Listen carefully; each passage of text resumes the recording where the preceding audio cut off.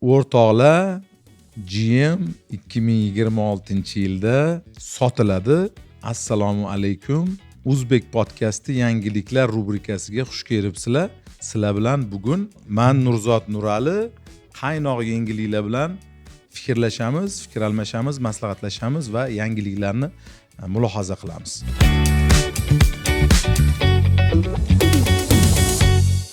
O'rtoqlar, men sizlarga bir nechta yangiliklarni tanlab oldim. Men o'ylaymanki, bu yangiliklar xalqimiz uchun, millatimiz uchun, davlatimiz uchun muhim va nima uchun muhimligini video davomida sizlar bilan mulohaza qilamiz. O'rtoqlar, birinchi yangiligimiz bu Akfa guruhi Amerikada qilgan juda katta bir qadami haqida gaplashamiz. Ya'ni Akfa Group bir turk kompaniyasi bilan sherikchilikda $600 million katta zavod qurishga bel bog'lagan. Bu 25-yilda ya'ni boshlanadi. Уже boshlandi degan ma'lumotlar ham bor. Birinchi yilda $105 million investitsiya kiritiladi, zavod quriladi. U zavodda demak alyuminiy mahsulotlari, avtomobil zapchastlari, quyosh panellarini qismlari va deraza romlar ishlab chiqarilish demak rejalashtirilgan. Bu reja, bu proyekt o'zi bizga nima beradi?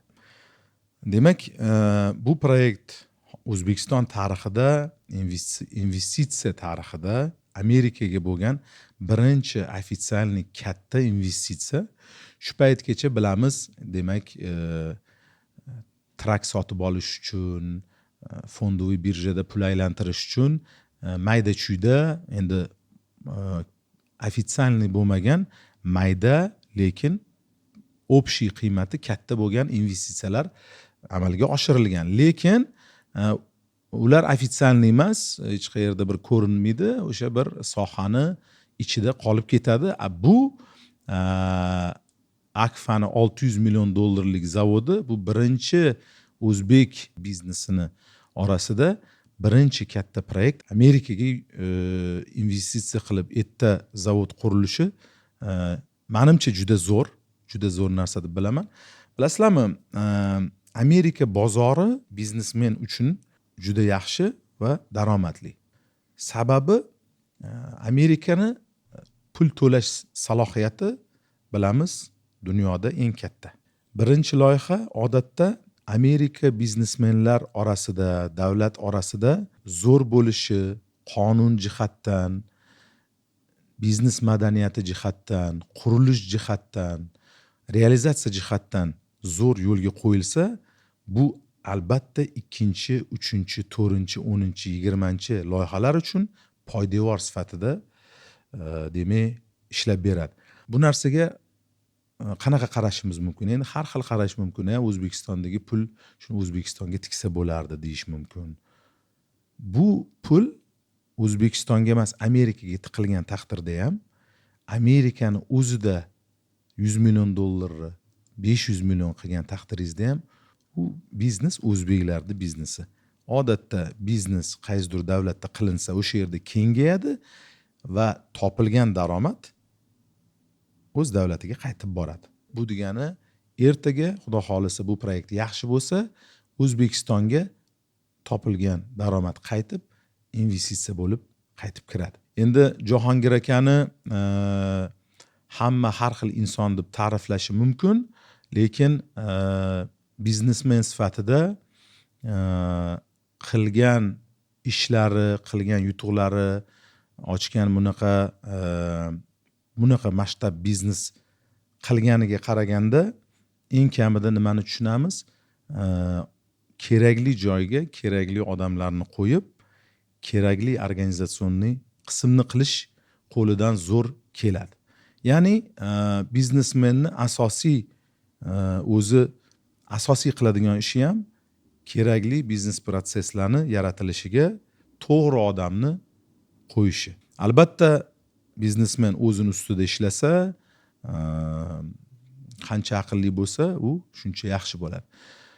Bu yangiligimiz qolgan biznesmenlarimiz uchun imkoniyatlarni yaratadi va o'zbek biznesmenlari Amerikada bemalol ishlashga va keyslarni ko'rsata olishga, mana palonchi biznes kirdi, pistonchi biznes kirdi, biz ham kirmoqchimiz deb bemalol ayta oladi.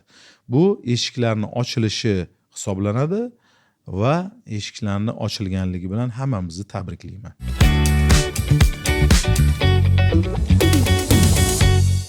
O'rtoqlar, hozir sizlarga bir yangilikni aytaman. Bu yangiligimizni kelib chiqishi prezidentimizni 6-noyabr kuni Amerikaga tashrifi munosabati bilan kelgan yangiliklardan biri. U haqida o'tgan ko'rsatuvimizda aytgan edik. Uni ko'rishni istasangiz, mana shu linkka bossangiz, narigi ko'rsatuvni ham ko'rishingiz mumkin. Demak, yangilik O'zbekiston AQSh energetika kompaniyalaridan kichkina atom elektrostansiyalarini, ya'ni reaktorlarni sotib olinishi bildirilgan. Sotib oladi. Xo'p, bu bizga nima beradi? Demak, o'zi kichkina modulli yadro reaktorlari, ular aytaylik katta atomli elektrostansiyalardan farqi, misol uchun ular 2 yilda qurilishi mumkin. Atomli elektrostansiya 8 yilda qurilsa, bu 2 yilda quriladi, ya'ni tez 2 yildan 4 yilgacha tez ishga tushadi. U odatda ular 50 megawattdan 300 megawattgacha bo'ladi. Endi soddaroq qilib tushuntiriladigan bo'lsa, demak 50 megawattlik degani bu 50 mingta o'rtacha uyni elektr bilan ta'minlaydi. 300 megawatt bo'lsa 300 mingta uyni elektr bilan to'xtovsiz ta'minlab turadi. Buni yaxshi taraflari shundaki, xavfsizlik nuqtai nazaridan bu xavfsizroq, sababi elektr bo'lmagan holatlarda ham bu o'zini o'zi sovutadi. O'zini sovutish tizimi odatda suv bilan bo'ladi, ayrim hollarda gaz va yana boshqa kimyoviy elementlar bilan sovutiladi. Odatda suv bilan bo'ladi. Faraz qiling, misol uchun 300 megawattlik o'sha kichkina atomli stansiyacha qurildi. Bular bir-biriga bog'lanishi ham mumkin, bitta joyda bo'lishi ham mumkin, bitta o'zi ham bo'lishi mumkin. Shunaqadan 10 ta qilinadigan bo'lsa, bu degani 3 millionta xonadon svet bilan ta'minlanadi. O'rtacha xonadonda 3 kishi yashagan taqdirda ham bu degani 9 million, 10 million aholini svet bilan ta'minlash imkoniyati bo'ladi. Buni yaxshi tarafi, qo'shni Afg'oniston va qo'shni davlatlarimizga elektr energiyasini eksportiga, O'zbekistondagi elektr tanqisligini ham shu yo'l bilan juda qisqa muddatda biz hal qilishimiz mumkin. Bu hammamizga juda yaxshi yangilik. Aytgancha o'rtoqlar, GM haqidagi yangiligimizni kutayotgan bo'lsangiz, sabr qiling, oxirida GM haqida batafsil to'xtalib o'tamiz.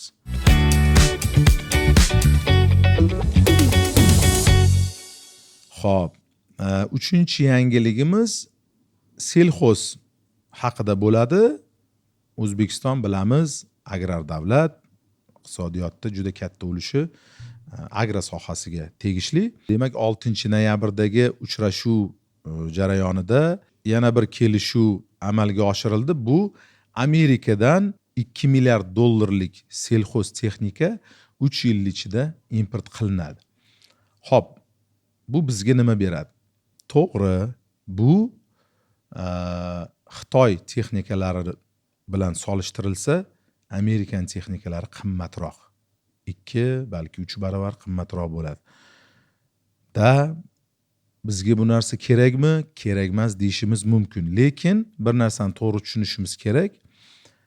Amerika o'zidan o'zi bir narsalarni berib qo'ymaydi. Amerika o'zidan o'zi o'z eshiklarini o'z kelishuvlariga o'ziga zarar qilgan holda qilmaydi. Asobinni Trump tog'ani paytida, davrida. Endi mana O'zbekistonga investitsiya kiritishga imkoniyatlar berilyapti. O'zbekiston 100 milliard dollar investitsiya kiritish planida. O'zbekiston kompaniyalariga sharoitlar qilinyapti. Albatta bu sharoitlar qilinishi uchun siz bir narsa sotib olishingiz kerak. O'zimizda gap bor, sandan ugina, mandan bugina. Agar bu demak katta ishlarni yo'lga qo'yish uchun bir narsadan voz kechib, mana shu selxoztexnikamizdan 2 milliardlik olinglar degan taklifi bildirilgan bo'lsa, albatta siz yo'q, bu menga qimmat, men Xitoydan olaman deb ayta olmaysiz u paytda va bu narsaga ko'z yumiladi. Qilinayotgan ishlar, Amerikadan O'zbekistonga kiradigan investitsiyalar, qilinayotgan ishlarni inobatga oladigan bo'lsak, bu albatta biz tarafdan qilingan bir yaxshi ish. Bilamiz, Xitoyni yo boshqa davlatlarning selxoztexnikalari arzon bo'lgani bilan Amerikani selxoztexnikasi dunyoda eng ilg'or texnologiyalar asosida qurilgan va hozirgi kungacha sifat jihatdan birinchi o'rinda turibdi. Shuning uchun qimmatroq olayotgan bo'lsak ham eng yaxshi mahsulotni olyapmiz. Va albatta bir narsani to'g'ri tushunishimiz kerak.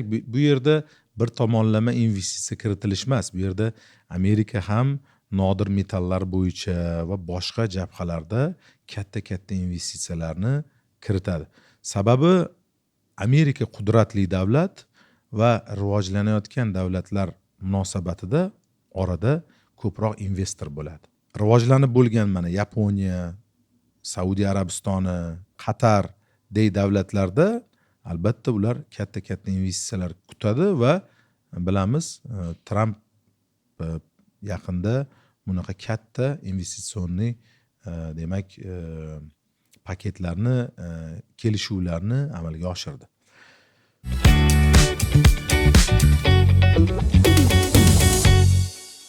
O'rtoqlar, yana bitta yangiligimiz bor. Tasdiqlanmagan yangilik, lekin judayam yaxshi yangilik. Amerika o'zbeklarga 10 yillik viza berishni joriy qilinishi rejalashtirilgan degan gap so'zlar yuribdi. Bu hali tasdiqlanmagan yangilik, lekin agar haqiqatdan bu yangilik amalga oshirilsa, demak o'zbek xalqiga, millatiga, davlatiga nima berishi mumkin? Endi albatta bu yangilik bo'ladigan bo'lsa, bu shu prezidentimiz va uning do'stlarini Amerikaga bo'lgan C5+1 sammiti qanchalik O'zbekiston va qo'shni davlatlar bilan birga Amerikaga yaqinlashayotgani, o'zi uchun, o'zi bozori uchun, iqtisodiyoti uchun qanchalik yangi yo'nalishlar, imkoniyatlarni ochishidan dalolatligini bilib turibmiz va o'rtoqlar bu nima beradi? Demak, bu birinchidan o'zbek biznesmenlari, O'zbekistonda sayohat qilmoqchi bo'lganlar uchun juda yaxshi bir imkoniyat. Oldin 1 yilga berilgan bo'lsa viza, bu degani 10 yilga beriladi va qayta kirib chiqish kerak degan narsa bo'lmaydi. Bu qayerda bor? Mana bilishimiz bo'yicha Qozog'istonda aniq bilaman bu narsa bor, balki Qirg'izistonda bo'lishi mumkin. Qozog'istonda mana o'rtoqlarimiz aytadi, biz bir marta olamiz, bo'ldi, shu bilan 10 yil ichida kirib chiqib yuraveramiz. Faqat o'sha 1 yil ichida 180 kun bo'lishimiz kerak deydi. Endi albatta bu degani siz bemalol borib u yoqda ishlab yura olasiz degani emas. Borishingiz mumkin, aylanib ko'rib ishlaringizni bitirishingiz mumkin. Agar bu bo'ladigan bo'lsa, albatta o'z-o'zidan bilamiz, vizani berish, qaror qilish nisbatan yumshashiga olib kelishi mumkin. Sababi 10 yilga viza berasanlar degandan keyin bu degani osonroq berilaring degani ham deb tushunsa bo'ladi bu narsani. Bu albatta nima bo'lishi mumkin? Yana demak O'zbekiston yaqinda 26-yildan boshlab Amerika fuqarolariga 1 oygacha vizasiz rejimini joriy qildi va shuni fonida bu yangilik, ya'ni bu imkoniyat chiqib kelgan bo'lishi mumkin. iloyim bo'lsin, Amerikaga borish osonlashsin, xalqimiz maza qilib borib ishlarini bitirib aylanib kelaversin. O'rtoqlar, ana endi uzoq kutilgan yangiligimiz haqida gaplashamiz. Bu yangilik ham o'zbek xalqi uchun shov-shuvli yangilik bo'lsa kerak. GM O'zbekiston va nihoyat sotilishi ko'zda tutilgan. Menimcha GM o'zi qo'lini ko'tardimi bilmayman, yoki Amerika uni qayta sotib olib yana boshqatdan dunyoga keltirmoqchimi? Buni tagida nima turibdi bilmaymiz, lekin bu bir tomondan yaxshi, ikkinchi tomondan yomon xabar deb bilaman. Nima uchun? Uni hozir sizlar bilan razbor qilamiz.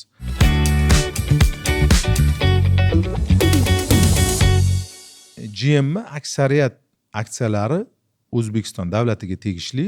Davlat ulushi juda katta. Menimcha GM ancha og'ir holatga tushgan. Agar tashqaridagi oynadan bundoq mashinalarni trafikka qarasanglar, uni tushunsa bo'ladi. Ancha elektromobillar ko'paygan, Kia, xullas mashinalar ancha ko'payib ketgan. GM menimcha bozordagi ulushi ancha kamayib ketgan ayniqsa oxirgi 2-3 yilda. Demak, buni endi o'sha achinarli bir holati nimada? Achinarli holati O'zbekiston ko'p sota olmayapti. Lekin buni yaxshi tarafi nimada? Xalqimiz har xil mashinalarda minib yuribdi. Mana misol uchun 2015-yillarda qaraydigan bo'lsangiz, qanday bo'lgan? GM oradan 2-3 minut o'tgandan keyin Inamarka bo'lardi, keyin yana GM ketardi, to'g'rimi? Hozir qanaqa? Inamarka, GM, Inamarka, GM. Demak, orada ancha elektromobil olib kelib sotgan biznesmenlar bor, uchastkalarni qurib olishdi, ishlarni yo'lga qo'yib olishdi.